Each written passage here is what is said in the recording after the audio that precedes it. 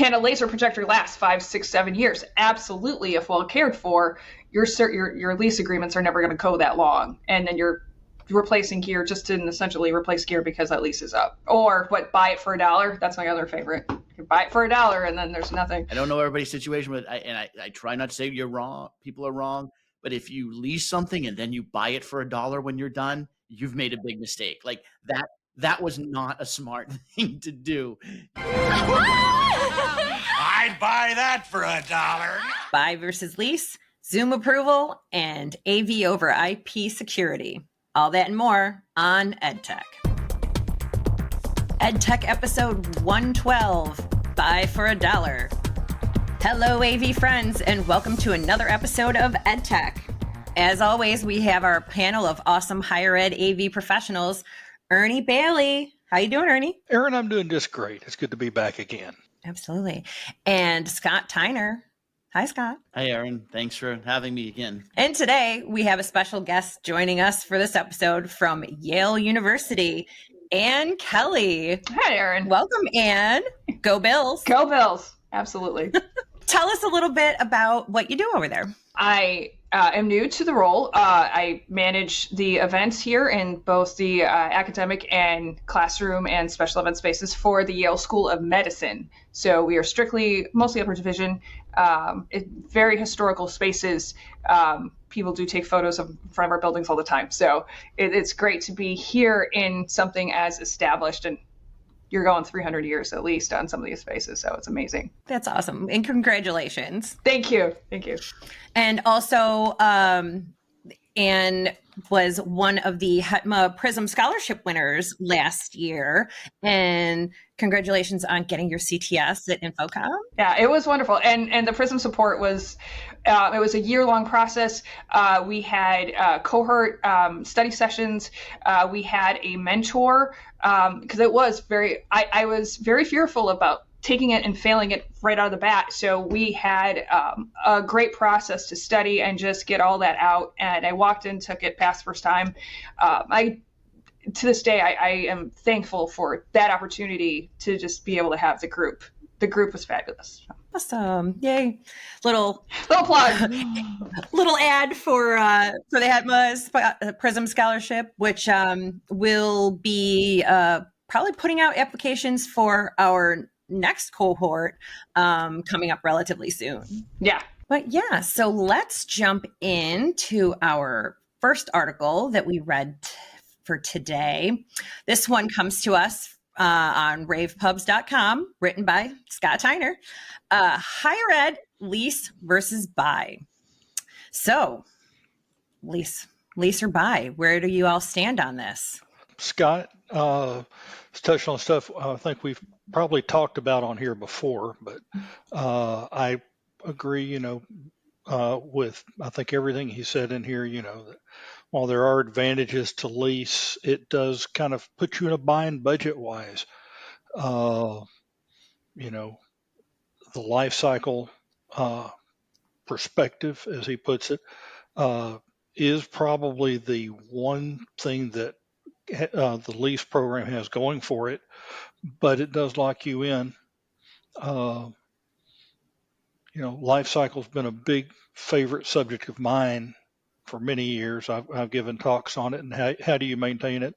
When I first started in the industry, our budget process was you went until a system failed, and then you went and begged for money to replace that system, and that's just not sustainable.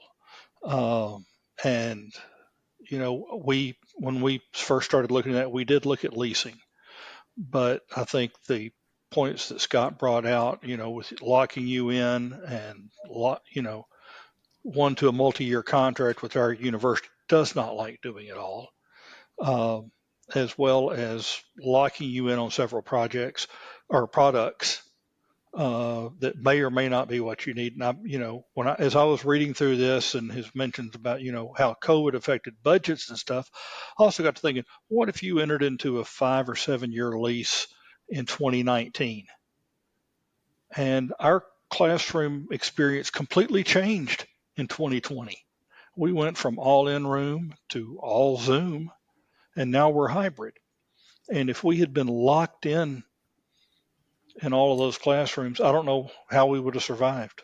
Yeah, I mean, when I was writing about it, I actually, I mean, I think that it's a financial tool one way or another, whatever you decide to do it. The one thing that really frustrates me, maybe I didn't quite explain this quite well in the article, is it drives me nuts when any vendor, any salesperson comes and tells you that they've got the greatest thing in the world and you have to be doing this, and kind of, aren't you an idiot if you're not leasing? Like, Yeah. let me talk to somebody who really understands this if you don't think this is a good idea. And it's like, no, I understand it. I'm telling you, here's where it doesn't exactly work for me. And I think that there are places that leasing might make sense. I know lots of colleges do leases of laptop computers, let's say, that really, I think, have a more defined life cycle replacement needs than a classroom. As I wrote in the article, I think most of us, for most of our classrooms, hopefully they've been maintained well enough that even during the COVID years, we could have said, no, we can go a year. We can go a year without pretty much doing anything. We can do some basic. And I don't know that with laptop computers, you'd ever want to get into that role where you went, no, for a full year, we're not going to do anything. So to me, it's just about knowing what your strategy in your school is, knowing how your finance department likes to do it, and not having somebody who literally doesn't even ask a question come in and tell you the best way to do something. It does, like when you look at small versus very large institutions, and before where I am now, I was at a school that less than 4,000 students, and you might not have the depth of skill in a crew to maintain certain things. So where you might have a CIO go, well, let's just lease so then we don't have to worry about it.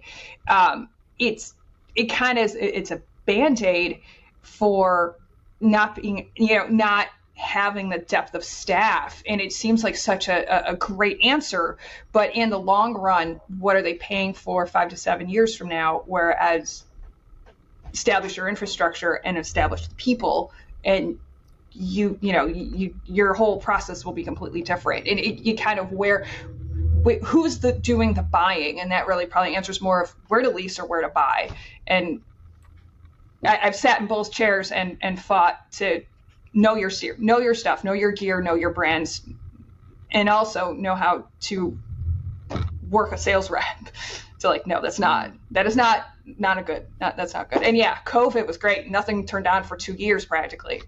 So you feel bad for those who kept paying leases for gear that they weren't using, collecting dust. Yeah, we lease copiers and printers, or at least the high performance ones.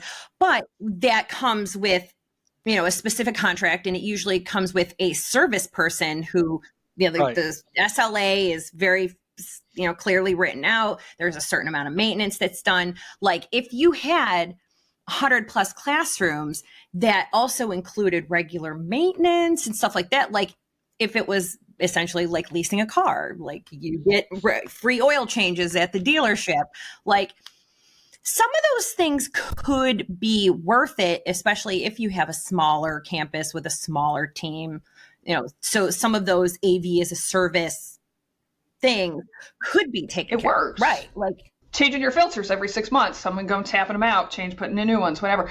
Those things can eat up so much time for the manager trying to also do other things. That's helpful, but can a laser projector last 5, 6, 7 years? Absolutely, if well cared for. Your lease agreements are never going to go that long, and then you're replacing gear just to essentially replace gear because that lease is up. So, or buy it for $1? That's my other favorite. Buy it for $1, and then there's nothing. Right. I mean, well, that's the one. That's the one case where I would say I don't know. I don't know everybody's situation, but I try not to say you're wrong. People are wrong. But if you lease something and then you buy it for $1 when you're done, you've made a big mistake. Like that was not a smart thing to do. You've proven the point that leasing is bad. But Aaron, I think that the idea of printers, we do the same thing with printers, right? Because we did the math to say hiring and training a person who's going to come and fix all our printers and copiers on campus. We can't keep them busy enough. We can't keep somebody on. It made sense to lease in the case, like you said, where toner and the like are part of it. Delivery, installation, support, all part of that lease. And like Ann said, if you're in a small enough school and you can do that with your AV, okay, maybe that works. But that does start getting to AV as a service as opposed to simple just I'm financing with an institution and paying it over 4 years. So this next one is from mytechdecisions.com. Crestron unveils new Zoom enterprise solutions at Zoomtopia. It always seems like interesting things come out of Zoomtopia each year, and for those schools that actually are Zoom campuses, it could have a pretty decent impact. But I found it, it's kind of some of the things that Crestron has been doing with making sure that the stuff is certified with Zoom is pretty interesting. What do you all think? I think honestly, it's all of those things that bar the 70, the model number's escaping me right now. I can do all those things already with other things. I mean, it's if that's the first time, and I haven't. It's been a few years since I've been researching Crestron support gear, so if that's brand new offering with those features, back-end features, room scheduling, what have you, we've been doing that with other things already for a couple of years. So are they catching up? I don't. I kind of feel the same way, and I don't like being locked in. And when Crestron releases these products, they lock them where it's only usable for Zoom. It's only usable with other Crestron gear and stuff like that. We like building our own, and while we do use Zoom for our academic programs, the administrative side uses Teams, and our healthcare side uses other tools that are all HIPAA compliant. And I need my rooms to be agnostic. You can walk in, you can click on a button for Zoom, for Teams, for WebEx, or whatever else they're using. There's those buttons on the touch screen, and the gear doesn't care which one it's connected to. So, I mean, if you're building out dedicated Zoom rooms, and I've got a meeting coming up in a week or two to listen to Zoom, try to sell me Zoom rooms again. I agree to listen to that once or twice a year, but we're still, like I said, we've got to be agnostic in our rooms as far as what platform we're running. But if you are doing Zoom rooms and you're back to minimal staff and needing, have to do as little support as possible, these are usually good packages. But if you're needing to go work outside the box that Zoom and or Crestron have built, this is, I think, a waste of money. But if they do release these products without the lockdown part, we would definitely look at them. We like Crestron gear most of the time. It's interesting because I like both of you. Don't the Zoom approved that this doesn't. It's like I don't know. It doesn't really matter to me. I actually found it much more interesting on the Zoom phone appliance they talked about, because we do Zoom phone, to know that there's a phone that I can give to somebody that will work with Zoom phone. That's different to me. Or the scheduling panel, to know that the scheduling panel works with my scheduling system. I mean, I don't know. It's like Zoom video, like pretty much everything works with Zoom video, right? Like I don't. Yeah, that's why you use Zoom, right? Yeah. Yeah. So I don't know, the whole Zoom approval of the camera video bar is just like I don't know. I don't know why that's important. I miss the Zoomtopia from 2019. If you look at the guest list from that Zoomtopia, what's Snoop Dogg? We should. That was amazing. I missed the whole announcement for the Zoomtopia this year. Yeah, I think the approval of equipment by Zoom, I know it does seem a bit much, because you're like, I know it works. Like, do I need that like extra little kiss of approval there? But I can see how to some schools or some corporations where that may seem like that the guarantee that this is going to work reliably with, what they, with their systems.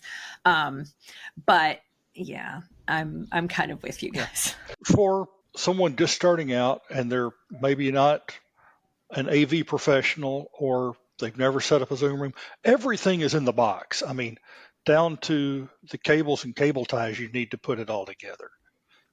But if you, like I said, if you know what you're doing and you want some flexibility, that you've lost that when you buy these packages. It's a great point, right? The smaller schools, right? The ones that can't afford a lot of staff, kind of like what Ernie was just saying, is maybe that is great for them because they have that confidence behind them of this. They say this works.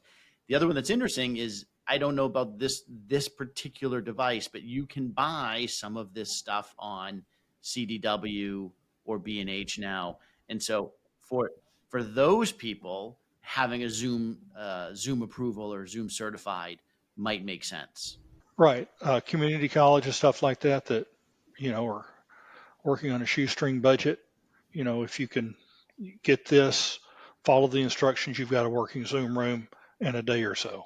Right. So whoever's adminning that thing in the background doesn't have to now learn 50,000 other tools because it'll look just like your computer or your laptop.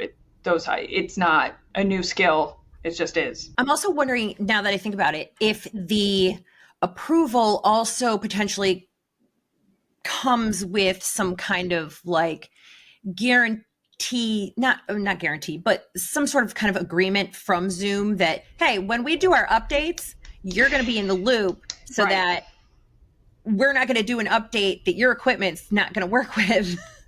And everything's going to break. So I'm wondering if maybe that could be an element too, because if that's part of it, then that could be much more of a valuable thing to know that when a Zoom update happens, my systems aren't going to break. Yeah. Between 512 and 516, very approving ground for how much things were connected here. All righty. So this last one is from AV Magazine. ZV enhances security in upgrade of AV over IP platform. Security, gotta love it. What is the impact of this? If you don't already have some of those things already set up, then how are you setting up your systems? Is it a Wild West show with who has access? Most of what I have experienced, most of what I've ever built, my network folks, firewall, you name it. I mean, anybody that works with any medical anything has to have these things already situated and built in before you can even put up an X-ray. So for me, it's like, okay, just maybe it simplifies it for the network admin on the other end. I was like, reading into that the sign on and the admin approvals and lockouts and whatnot. Sure, that might make the process faster for a situation like a breakdown in something. IP decides to, a switch decides to freeze or something goes wrong, but that's different. That's just everyday overuse maybe. But I've been dealing with that forever. But school I came from, PA, PT, athletic training, you name it, all very HIPAA approval. I'm in a situation where that HIPAA approval is even deeper. So you can't even talk about it unless it's network approved. Like the network folks get their hands on it and say, sure, go ahead. Right. So, anytime we're looking at a new piece of gear, network security is involved in the conversation. Yeah. We learned that the hard way the first time. And they're real easy to work with if they're at the beginning. And they'll help us work through, and they'll ask questions of the manufacturer that we wouldn't know to ask or wouldn't understand the answer to. And they get it and they say, okay. And they work with us on how to implement it so we can use it. Or tell us that I think you can find a better product out there. I've had that happen a time or two. So yeah, it's like, it's great, but yeah, I think that it shows that the AV manufacturers are truly recognizing that the products that they put out and that we use are potentially security risks or security holes, and they're actually trying to follow some of the more standard IT procedures that you see in software that's provided through an IT department. So I don't think there's anything here that's a game changer, but it's continuing to recognize that stuff that we used to think, oh, it's just the AV system. Come on, who cares about that? We now recognize that any hole to your network is a problem, or any place that people can get private data is a problem. And so I think it's great to see them doing this and kind of following some of those IT standards. Absolutely. And hopefully it kind of sends a signal to the other manufacturers out there that these are considerations that should be made, since security is it these days. This was a fantastic episode, as always. And I want to thank very, very much Ann Kelly for joining us. Thanks for having me. Thank you. Absolutely. If anyone wants to reach out to you, how would they go about doing that, Ann? Ann Kelly 9, ANN.KELL. ANN.KELL at Yale.edu is my educational email. Easiest to get a hold of me. And also on the HETMA page, you can find me there as a member of HETMA. If that's pretty much it for the educational side. Fantastic. And Ernie, how can people reach out to you? LinkedIn is the best way to find me, I believe. All righty. And Scott, how about you? You can find me on LinkedIn, and you can find me, Aaron reminded me recently, it's not Twitter anymore. You can find me on X. That just doesn't roll off the tongue. I don't know. S Tyner, and then on Rave Pubs as well. Fantastic. And as for myself, you can find me on X at Smearin_off_ice, on LinkedIn, on the HETMA community, and you can catch me here once a month on the EdTech podcast. So see you next time. The network for the AV industry. What are you listening to? This is AV. This is AVNation. This is AVNation. Hello, this is Steve Greenblatt, host of AVNation's A State of Control podcast. Each month, Rich Fregosa and I explore trending topics related to control programming and automation in the audiovisual industry. We speak with a variety of AV professionals who share their perspectives, knowledge, and experiences. Please join us for this monthly conversation. Check out A State of Control on avnation.tv or wherever you get your podcasts.